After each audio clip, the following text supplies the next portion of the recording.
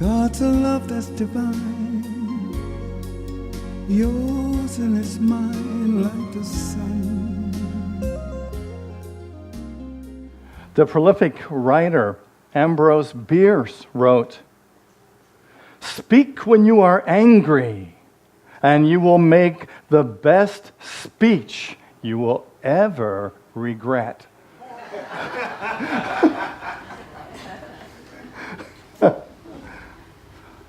Once there was a demon that fed on people's resistance and anger. One day, the demon climbed into the king's throne while he was away. The king's guards saw the demon and yelled at it, "How dare you sit in that throne? This is an outrage." And they screamed and they yelled more at the demon. And the more they yelled, the bigger it got. And then, when the king returned, he tried a different approach. He tried to speak to the demon with kindness. He said, "How can I make you feel comfortable? Can I offer you something to eat? Would you like to put your claws on my table?" With each nicety, the demon shrank in size. It became smaller and smaller and smaller and smaller until he could at last remove it from the throne. This story is a metaphor for the way that we relate to our anger and other challenging emotions. If we try to repress it or get even more angry at it or try to push it away or condemn it, it just gets larger and larger and larger. You ever notice? The real practice and the way that we can constructively manage our anger is by embracing it. To imagine even putting your arms around your anger and comforting it and saying, "How can I help you? What would you like to tell me? What is there that I should know?" For truly, your anger is a gift. I found it kind of difficult on the spiritual path to continue moving through it and advancing in the path without dealing with difficult emotions. Anybody else? Yeah? Because it seems like these emotions just continue to come up. Isn't that great? And the beauty of them is that they're here to offer us a gift. They're here to say, I'm an angel who has come to you in the disguise of a demon, in the disguise of this emotion, here to bless you and to teach you a lesson. Anger is an emotional response to a real or imagined threat or provocation. So many times we get angry and we're not even angry for the reason that we think we're angry. You ever notice? Oftentimes we're not angry at the person that we think we're angry with. We've just gotten to a place where things have built up inside of us, kind of like a pot, a whistling pot, yeah? A teapot. And it gets to the point where all of a sudden it's like, and then whoosh, there's an explosion. Ever notice? And what's so fun about this is oftentimes we've made the whole thing up. And indeed, sometimes we are getting angry because of something that's not imagined, something that's real that's happening in our lives. Anger is not necessarily a bad emotion.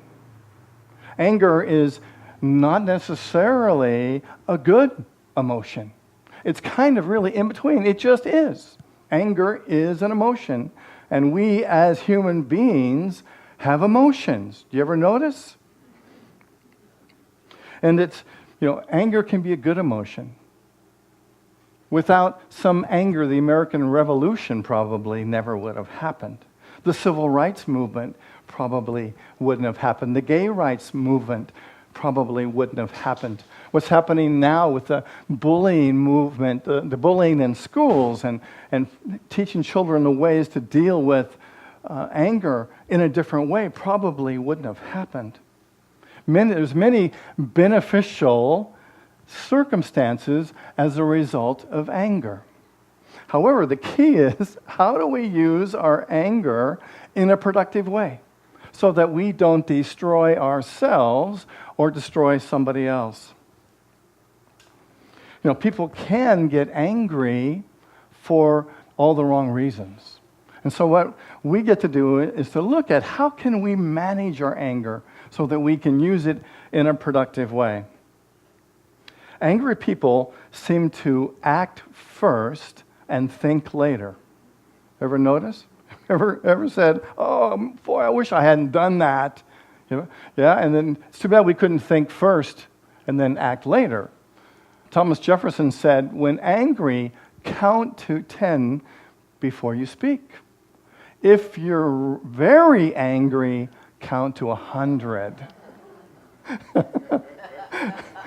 So wise. If we could just take that pause, between the time when we notice that we're angry, if we could just pause and say, wow, okay, take a break. Count to 10. Count to 100.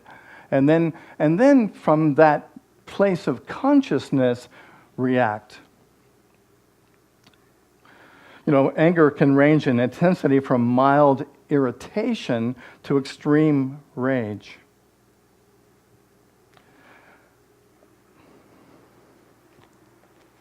Your anger is a gift.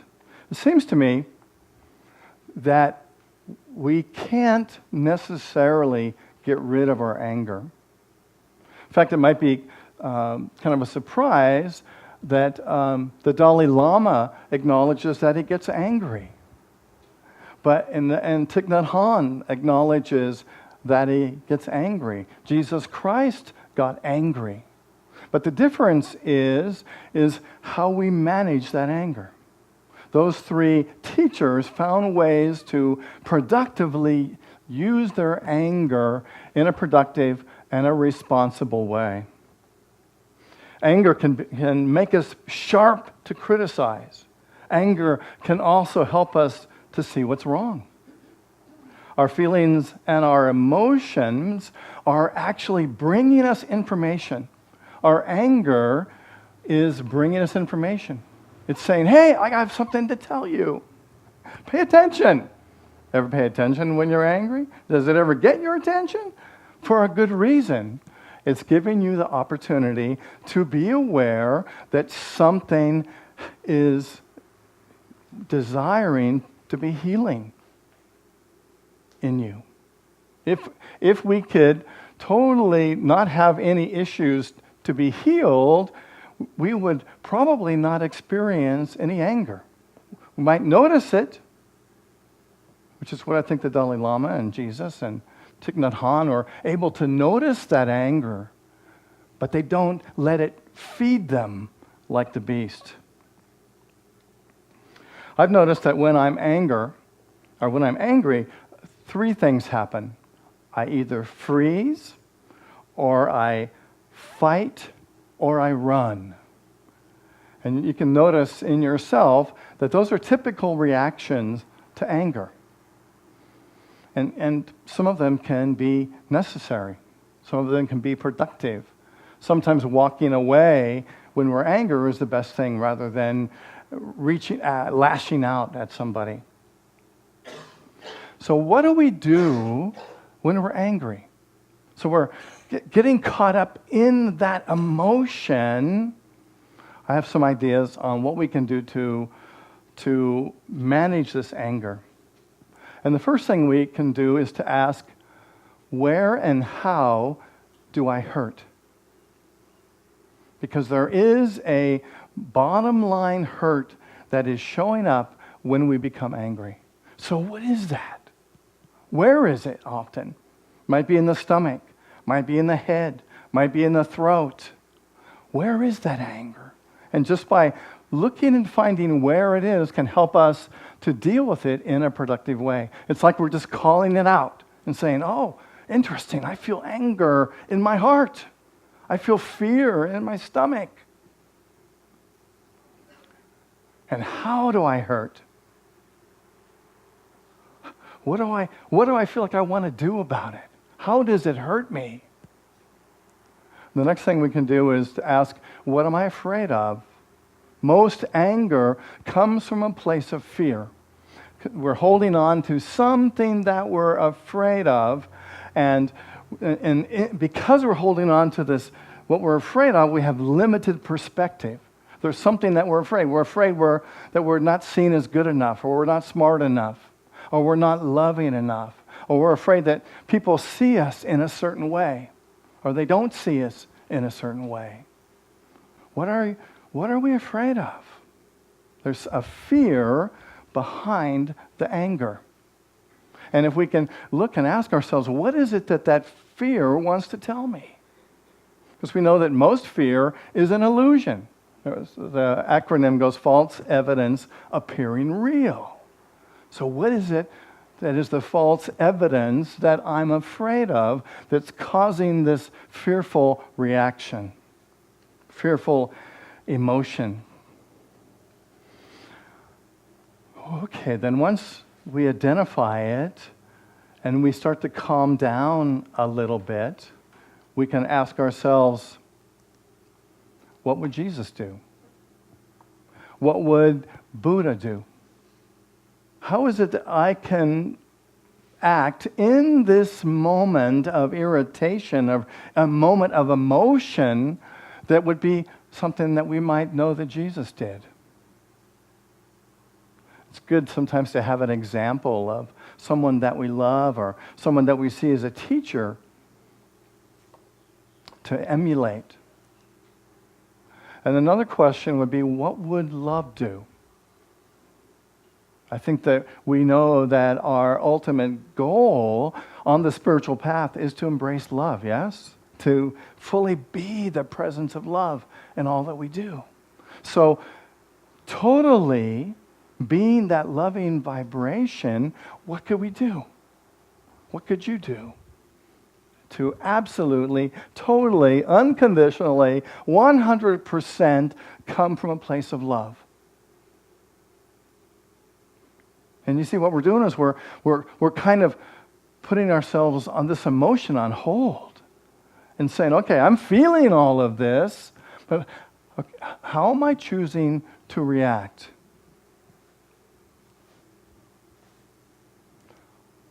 The Buddha said that no one can make us angry if the seed of anger is not in our hearts.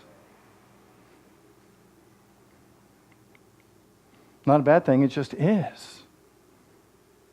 And the truth of it is that, bottom line, nobody can make us angry.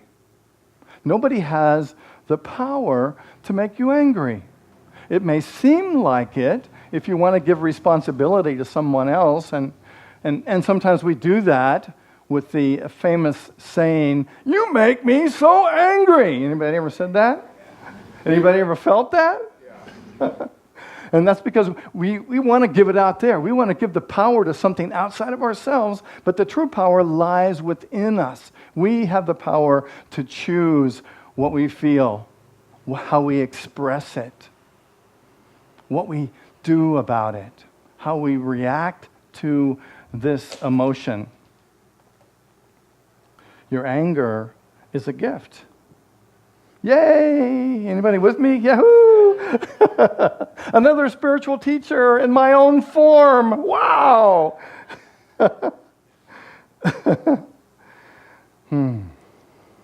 So here's some keys to managing our anger. The first one is to open your heart.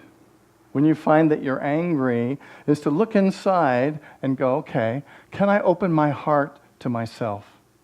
My anger is my experience. Can I open my heart? Can I embrace myself? Can I love myself? Can I be totally present in this moment? It's almost like, our emotions come from our child, that inner child that we have within us, yeah? Anybody have an inner child? Agree, yeah? So it's almost like if a young child is angry, would we kick it? Would we slap it? Would we say, go away? Well, maybe in an unenlightened place of being a parent, we might. But what if we embraced it? What if we put our arms around the child and loved it? Can we, when we're experiencing anger, put our arms around ourselves and love ourselves? Don't push it away. So often I think we're taught in our society not to show, not to feel emotions. Ever been taught that? I certainly know that I grew up with, parents telling me, Blaine, be quiet. Don't get angry. Go to your room. Yeah? So what did I learn? Push it away. Go away from it. Don't feel it. The healthy thing to do is to embrace it, to love it, to be like the king who loved the demon, who was affectionate and said, what do you need? What do you need right now? And if we can learn to reach out to each other and to hug each other through all of our emotions, we can learn to deal with them and manage them in a productive way. And then the second thing to do is to look for what is the lesson that I can learn for this? What is the fear that I have that comes up when I get angry? It's not about what anybody else is doing. They're all reflections of me to show me where my power lies, to show me what truth I can embrace to be my full Christ self, my full Buddha self, my full loving self. Another thing that we can do to manage our anger is to realize that it's transitory. Ever notice? Anger shows its monstrous head, yes? And then at some point it goes away. Do you ever notice? And it dissolves into itself and goes away. It's just an explosion that happens and then dissipates. So if we can know this and know that, this too shall pass. This too shall pass. And then next, if we can release it and let it go, and or look for creative ways to direct our anger. What are some things that I can do with if I feel like something is being unfair or some group of people are being unfair, what can I do about it? What can I change? How can I make a positive difference and face the anger that I'm feeling, realizing it's a teacher for me? How can I be a positive influence on changing the thing that's causing me to be angry? What difference can I make without freezing or resisting or pushing away or acting out to make a difference?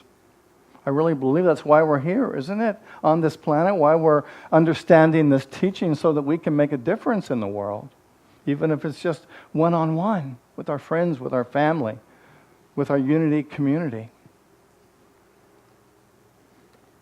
Zach DeRocha is a rap musician, and he actually coined this phrase, your anger is a gift. And when I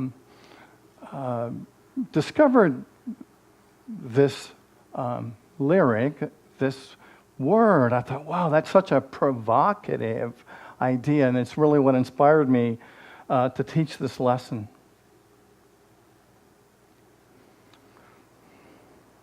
So our anger is a gift. The key is to take care of our anger, not to hate it, not to hate ourselves, to love ourselves when we're feeling it, and to breathe into it, and to cradle it, and to hold ourselves in love in spite of it. Remember, anger isn't good or bad, it just is. It's just an emotion that we all have. So here's an exercise to help you manage this beautiful gift when it arrives. And all of this is in my notes. And the first one is to recognize that you're feeling angry. And call it what it is. Wow, isn't that interesting? I'm feeling angry. Anybody ever felt that way?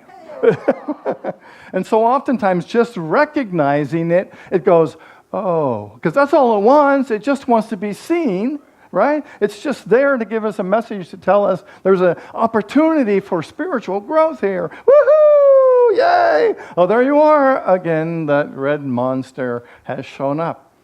There you are. I recognize you. Hi, I see you. Isn't that great? And then to remember that the anger is a gift, that it's here to teach you a very important lesson. And the more energy you have behind the anger, the larger the lesson is.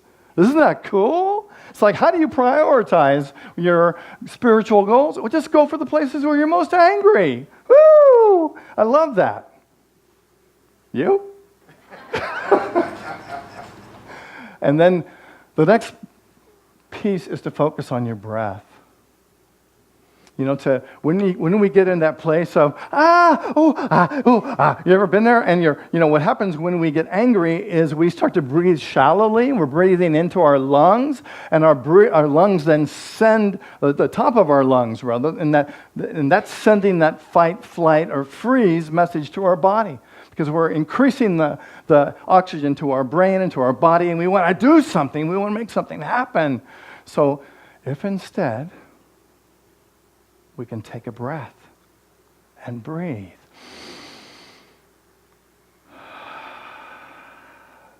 Practice with me. You want to breathe in, kind of a short, deep breath, and then breathe out or exhale with a long, relaxing breath.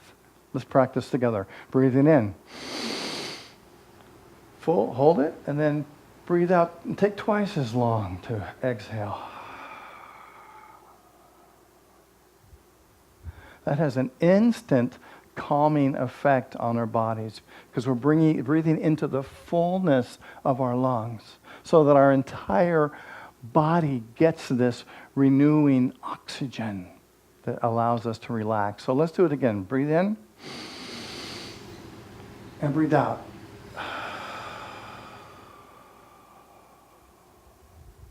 Instantly slows our heartbeat down. Instantly brings our blood pressure down.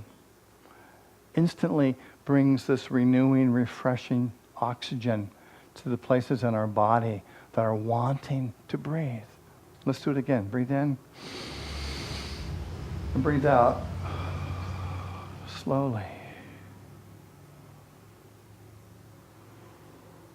Focus your attention on your breath. And then ask yourself these 3 questions. Where and how do I hurt? How is this anger hurting me? Where is it in my body? Can I breathe into those places? To breathe into your heart, to breathe into your mind, to let those fearful thoughts go. How do I hurt? Oh, I don't feel good enough.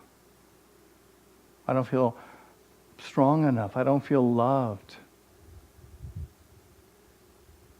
I don't feel powerful. I don't feel joyful. Certainly, I'm not good enough.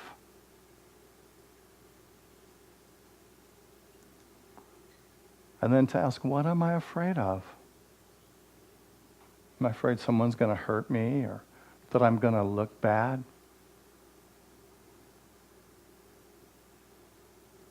Am I afraid that people aren't going to think I'm smart enough or know what to do or able enough?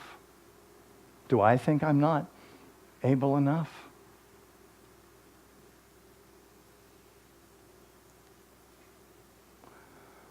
And then what would the loving part of you do? How can you be love in that moment? How can you experience love? How can you express love? What can you do if you were able to move beyond the fear? How would you be? How would that feel? How would that look?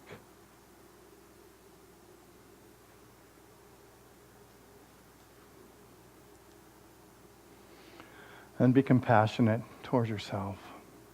It's all about love. Every spiritual lesson is about love. It's about being more loving, about loving ourselves more.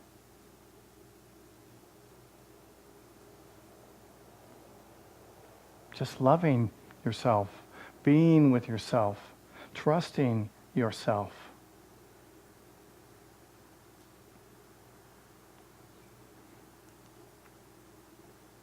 I like this affirmation when I find myself angry or upset with myself or feeling hurt, is I send compassion to my anger. I send compassion to my anger. I invite you to say it to yourself together. I send compassion to my anger.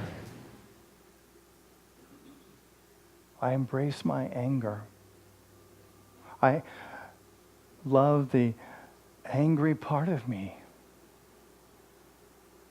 I love the red demon that is showing up as me right now, as my emotions. Because when we recognize it and when we love it, we give it the opportunity to go away. Your anger is a gift. Emotions occur quickly. Moods can last longer. These temporary states of mind are conditioned. They're conditioned by the way that we perceive the experiences that we are having and the way that we perceive the experiences that we've had in the past. They are conditioned, and the good news is because they are conditioned, they can be unconditioned. We can actually change the past. The little boy or girl that was hurt or that was angry 30, 40, 50, 60 years ago can now learn to love, can learn to move past that anger, to love that part of itself that was hurting, and thus relieve and release anger and become peaceful and joyful, happy. You always have a choice. And the choice really is, which way will you choose? What will you do? When anger arises, how will you deal with it? You can deal with it like this guy. I don't need anger management. I need people to stop pissing me off. You could deal with it that way. Or you could see that your anger is a gift and turn within and love even that expression of that anger. To recognize that, oh, I'm angry. And I love myself, and I'm going to hold that part of me with compassion and look for the deeper message. Look to find the truth that wants to express itself as me and is reflecting to me the Christ that I am. And that's the truth. And I invite you to close your eyes.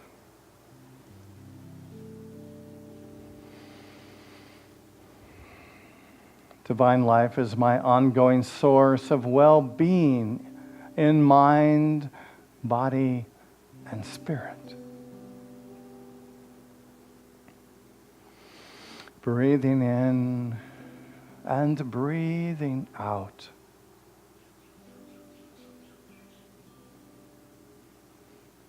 I invite you to release all these words and take that journey into your heart.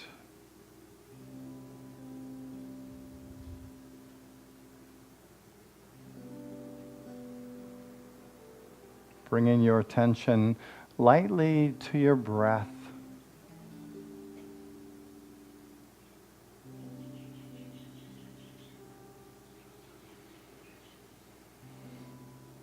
Breathing in and breathing out.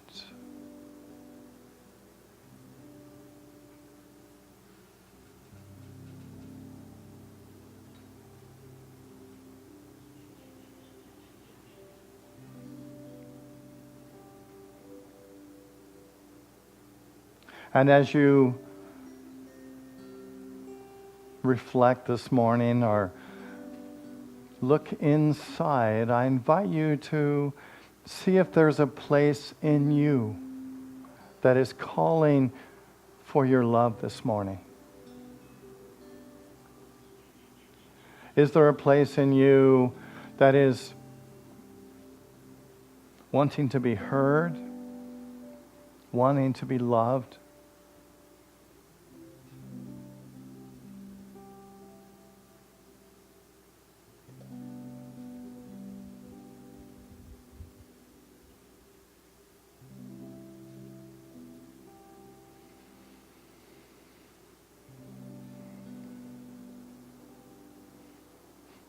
And imagine that you could give an idea or give form to these ideas.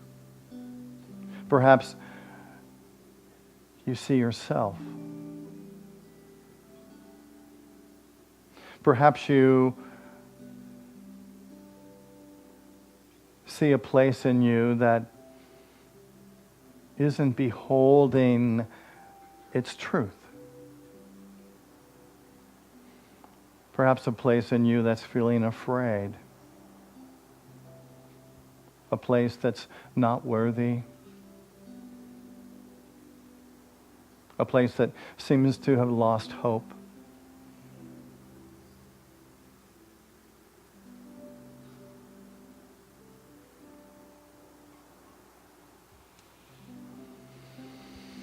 And in your spiritual eyes, with your spiritual arms, I invite you to reach out and embrace this place, this part of you that is hurting. And to say, I see you.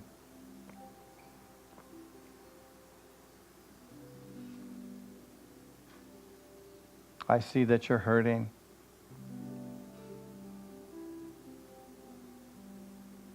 I love you.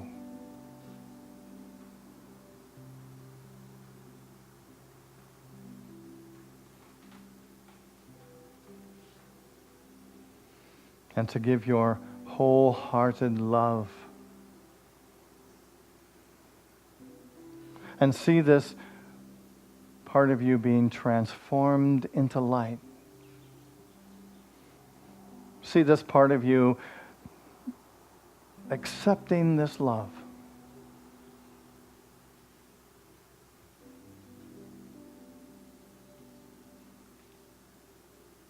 See the vibration lightening, lifting.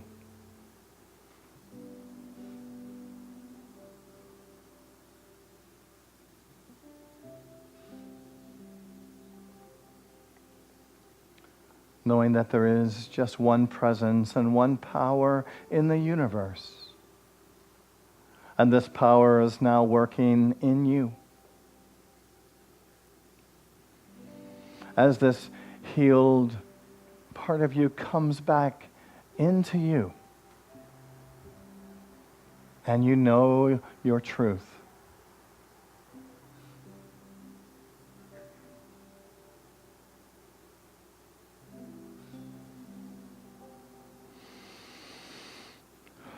Breathing in and breathing out.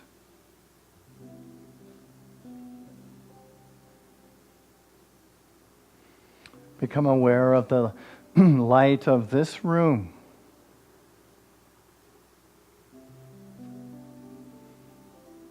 Bringing your awareness back to this moment and this day.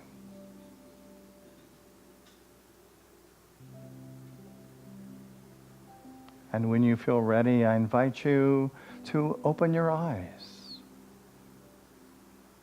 Where